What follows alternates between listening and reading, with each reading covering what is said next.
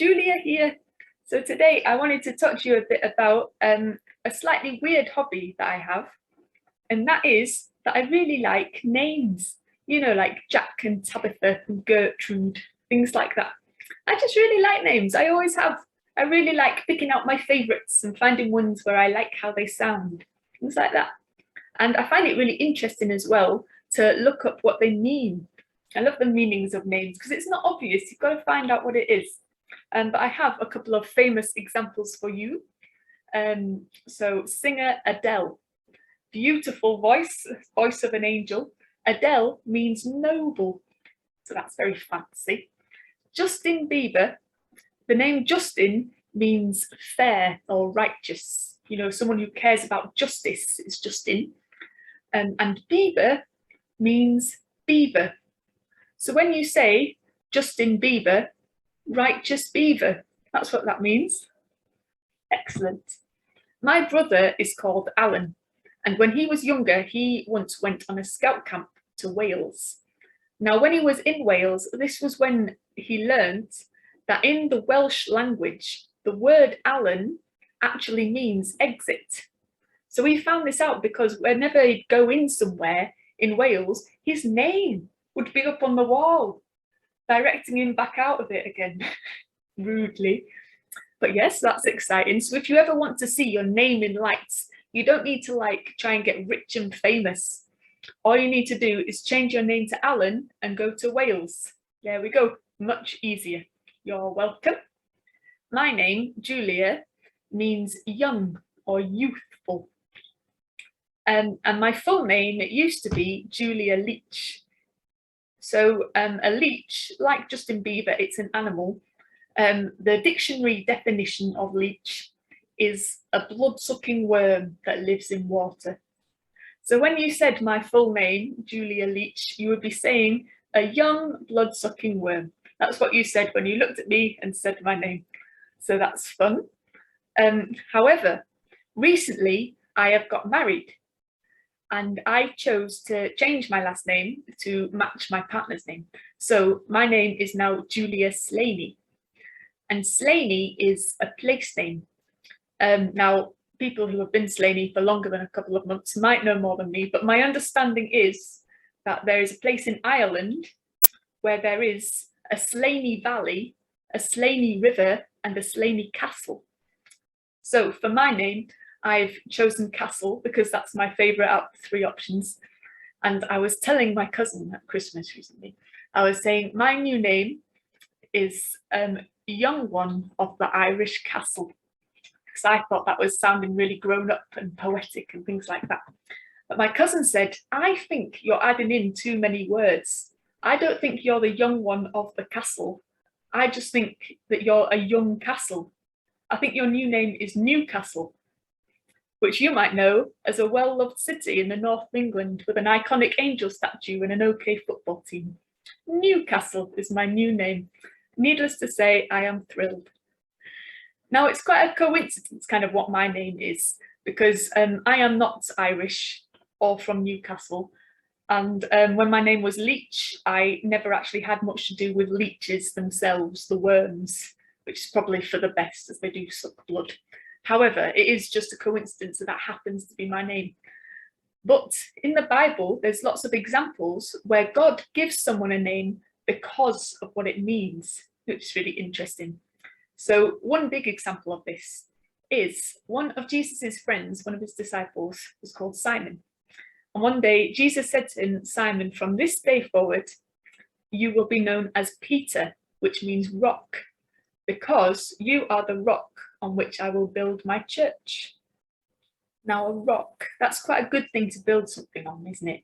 Because it's solid. It's not just going to blow away, it's dependable. It's strong, a strong foundation to build something on. And it's a good job it would need to be, because Peter, you are the rock on which I will build my church. That's quite a big job, isn't it?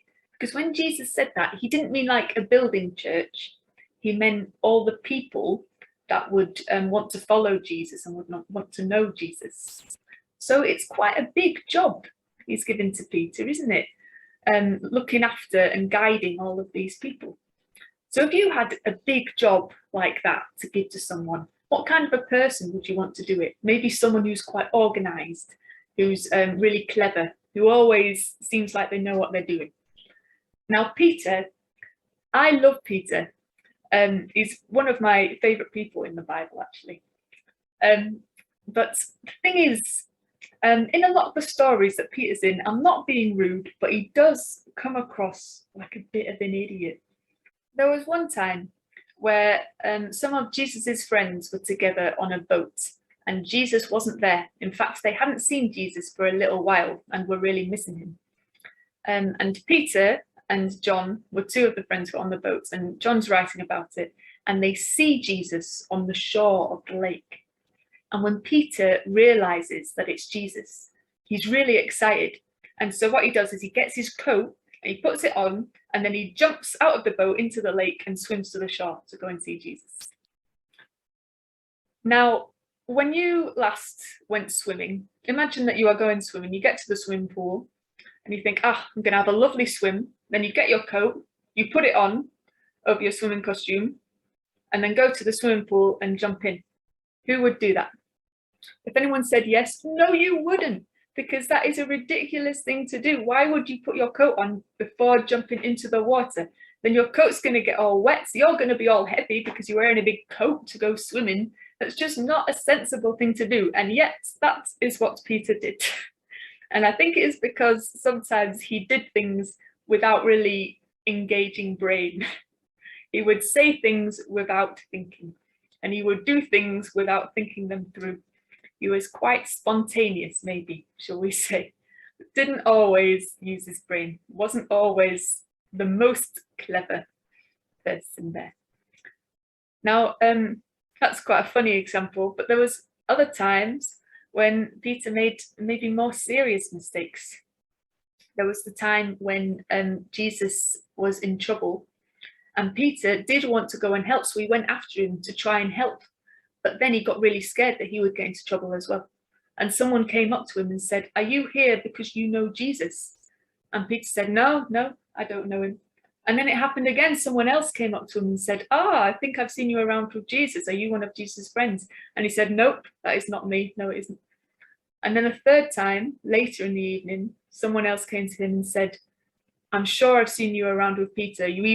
Around with Jesus. You even have the same accent as him.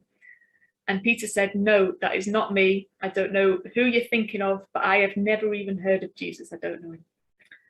And after that, Peter felt awful because he knew that he'd completely messed up. He'd gone to help Jesus and he'd accidentally just told people that he had no idea who he was. Now, luckily, as some of you may know, that is not the end of the story, but more of that at Easter. But to sum up, like Peter, sometimes he did things without thinking, and sometimes he made quite big mistakes. Is that the kind of person that you want to give this big job to? So I suppose the question is, did Jesus know this about Peter before he changed his name? And the answer to that is yes, of course he did. They were really, really good friends. Jesus knew Peter really, really well. Of course he knew that sometimes he spoke without thinking. Of course he knew that sometimes he made mistakes. But Peter was still good enough for Jesus, more than good enough for Jesus. In fact, Jesus saw the good in Peter that Peter couldn't see for himself. I suppose it comes down to, why does God ask people to do things at all? If God can do anything he likes, why would he ask people to be part of his plan? Why would he ask people to help? Well, maybe, and this is what I think, maybe it's because it's more fun doing things with someone that you love. And we can see from the Bible that Jesus loved Peter. He really loved Peter. And Jesus saw the good in Peter that Peter couldn't see for himself. And maybe that can be encouraging to us, because sometimes it's hard for us to see the good in ourselves. But we can remember that that doesn't mean that it's not there. And actually, other people can see it. And Christians will believe that God sees the good in us as well. And maybe it can inspire us to be a bit like Jesus and to look out for the good in other people as well. And if you spot goodness in someone else, make sure that you tell them. And maybe they're really good at drawing, maybe they're really good at including people in games or something like that. But if you spot something good in them and you tell them, they might not have realized that about themselves, and you might just make their day. Okay, I'm going to finish off with a prayer. If you like what I've said and you agree with it, then you can say amen if you want to. So, dear God, thank you that we matter to you. And thank you that you see the good in us, even when we struggle to see it in ourselves. And please help us to look out for the goodness in other people so that we can encourage them as well. Amen. Thanks for listening. See you later. Bye.